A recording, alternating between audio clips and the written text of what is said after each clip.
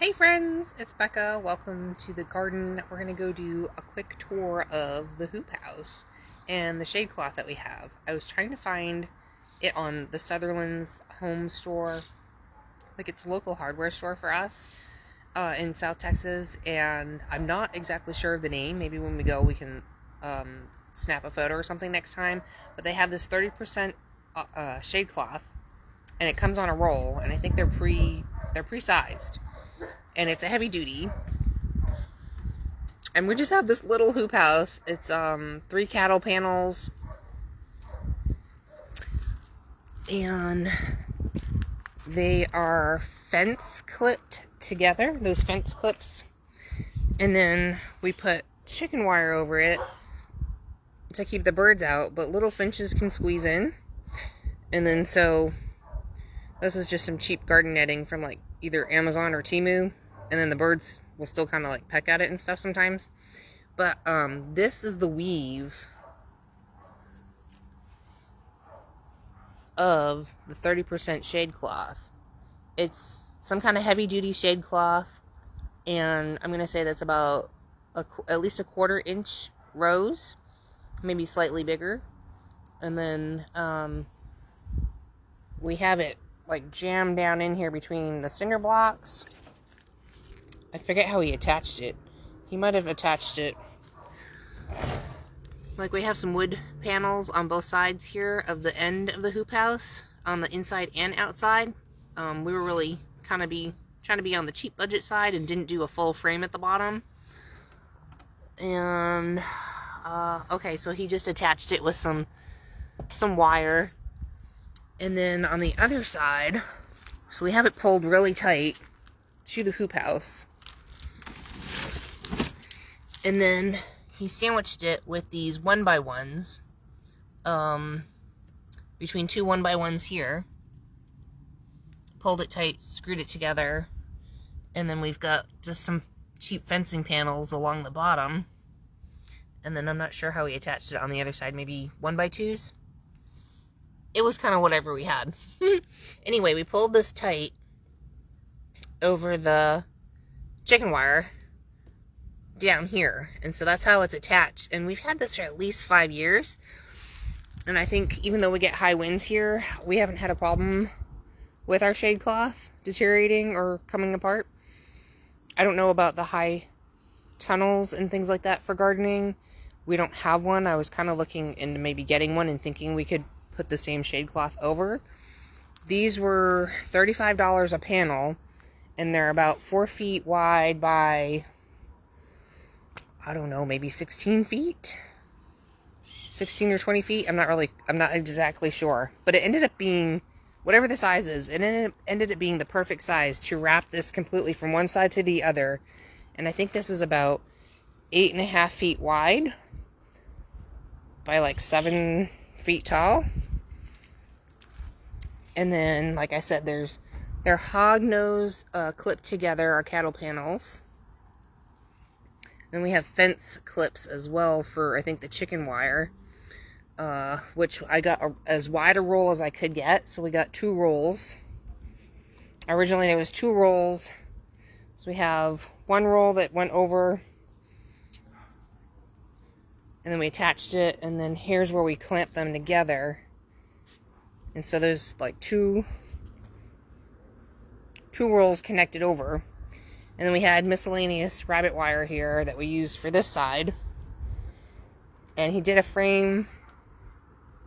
Hubby did a frame for this. He didn't measure. I don't know how he did it. He just did it. And then we had this lying around free. I forget what these are called. Those polycarbonate. And then we have the door where it opens. We did our U-shaped bed of cinder blocks and just the cheapest toppers we could get. And then I patinaed it with iron sulfite, 1-to-1 part water and iron sulfite, and painted it on. And so that goes all the way around, and then we put pea gravel in the center. And this is kind of what I was up to today. So we used to have strawberry plants in these planters here. and I emptied them out and washed them out with soap and water, and then I did my mels mix, did a video on that on my YouTube channel, Becca's by the Bay, or Becca's Simple Garden, Simple Living. And we put in our pink mizuna, some lettuce, and collards.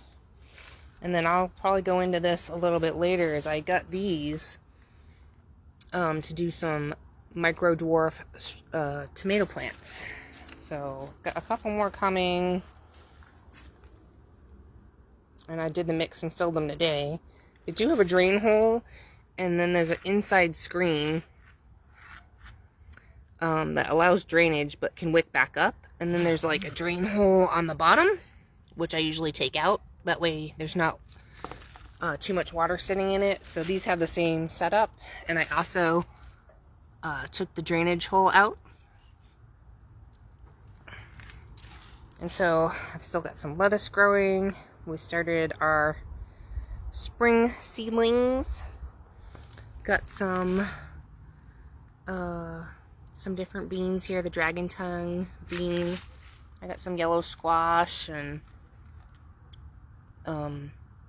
what's that? Marconi peppers, bell peppers, several different tomato varieties, including some micro dwarf, some determinants, and I've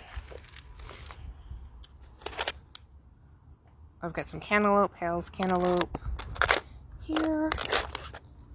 We started some sweet million cherry tomatoes in here.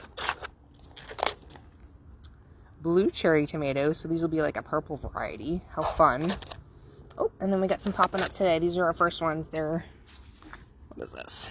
Let me look at my sticker. Yellow champagne bubbles cherry tomato. It's a yellow cherry tomato, which is going to be super fun. And what we got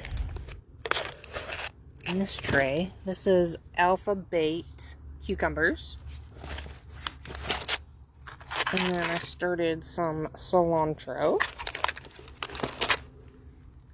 Got Cherokee purple tomatoes, Ukrainian purple cherry tomatoes. So they will be like they'll look like a Juliet tomato, but purple. It's supposed to be really tasty. These are all heirloom tomato seeds that I started this season, because I just want to, prices probably keep going up with gardening and all that, and I just wanted to have some. Here's a Ukrainian purple cherry tomato starting to pop up.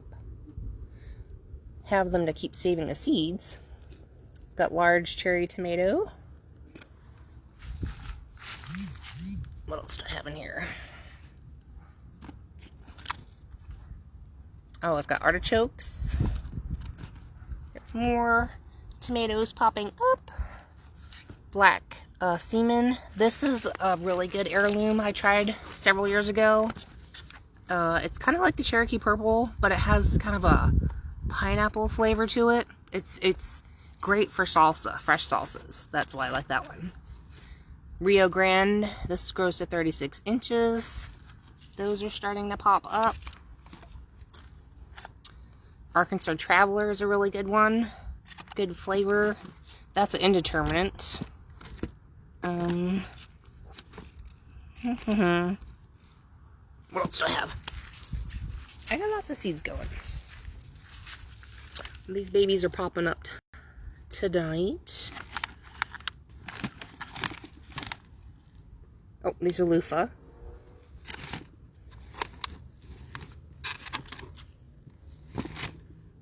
You know, you put the labels on and they still find a way to fall off. Floridade is a heirloom tomato as well. That's a really good variety. Grown that before. And what's in this tray? This is a 24-inch tomato called Geranium Kiss. I've got straight 8 cucumbers. And Tiny Tim, this is my micro that I'm going to be growing in these containers here. I did order a couple other micro dwarfs just because the price was right. So those are coming this week. These are all Tiny Tims. There's a tiny tin right there.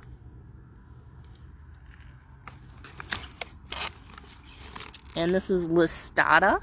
This is a purple and white kind of striped Italian eggplant that's about maybe 6 to 8 inches. So that I'm really excited to grow that one. Like I said, this is the dragon tongue bean.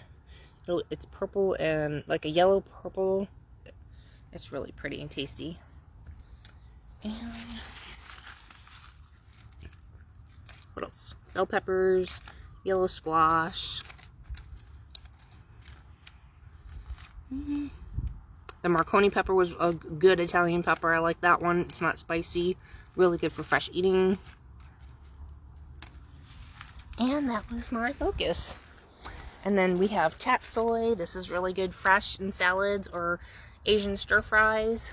Same with the Mizuna pink. This is supposed to be really good in like Asian salads and stir fries.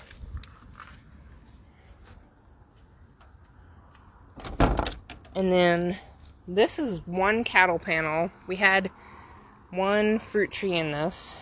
It has the 30% shade cloth. And then this is used fish netting that I got from somebody off of, originally on, I think they were on Etsy. I think they're still there. And they're on also Facebook Marketplace. And they ship, they're somewhere, I think around New Jersey is what I recall. And so I use that as my doorway to get kind of in and out of this. But we're going to be moving this. And we got a lot going on. I added a bunch of homemade bokashi, which is a fermented milk with brown sugar. And I'm trying to break down all this banana chop from our banana trees and a bunch of leaves. We're going to be planting some tomatoes in here, here, and here. And then I trimmed back our asparagus. So I've got asparagus coming up all along here. And there's one back here that's really good. This is the oldest of the asparagus. So I trimmed this back. And this is what's coming up. Ta-da! I love asparagus. So good. So good. You can see my mess. All the compost we're making all the time. Got it everywhere. Our chicken makes compost over here. Rain catchment. They're blacked out best we could with the paint. And then this is that shade cloth from Amazon.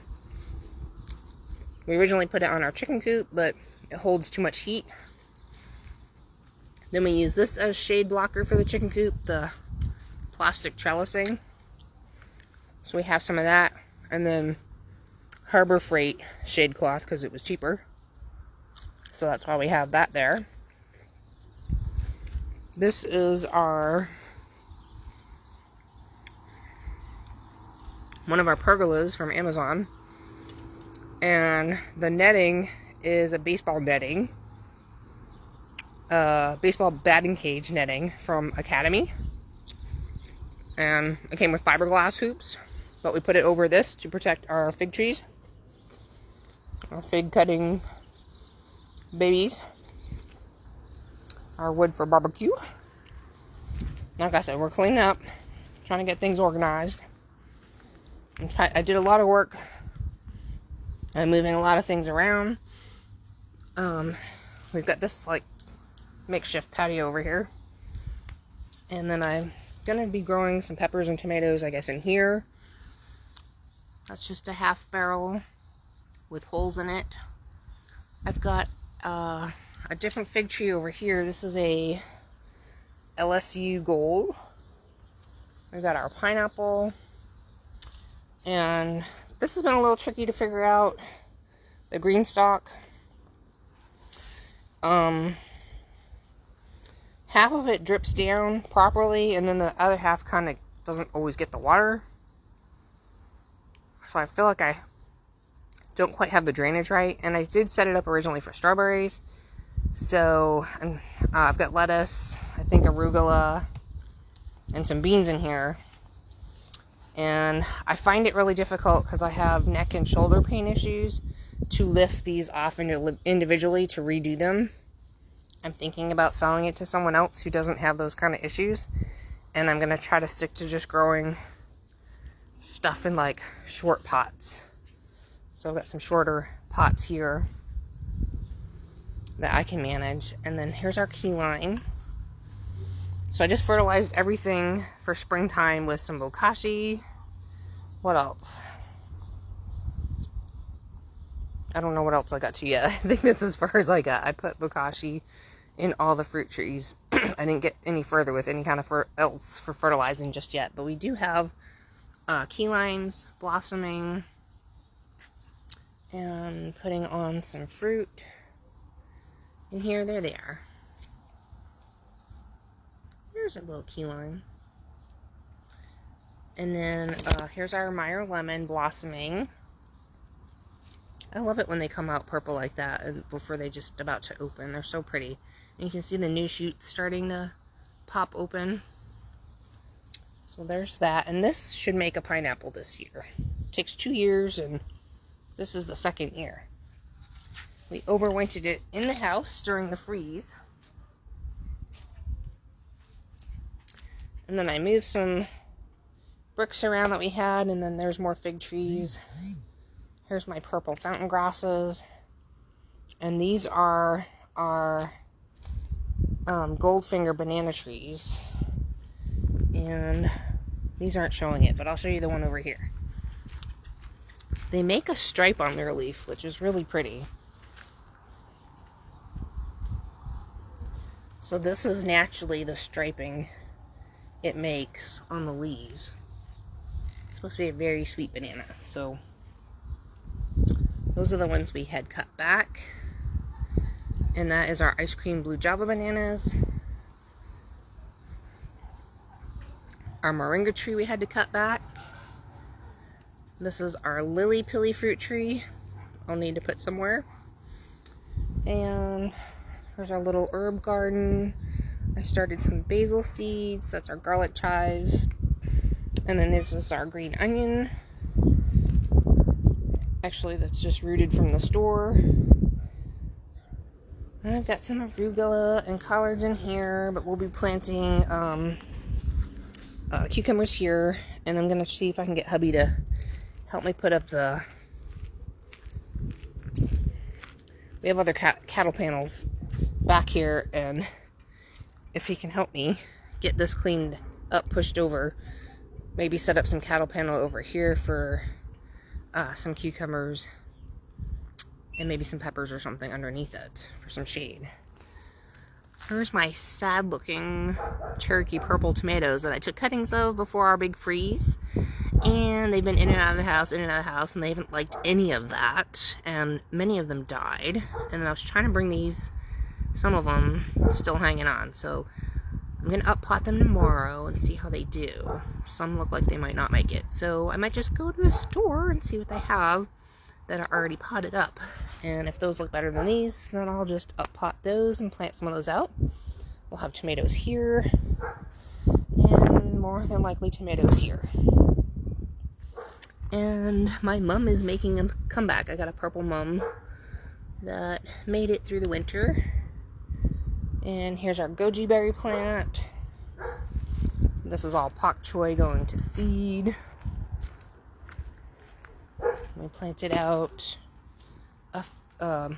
replanted the elephant ears.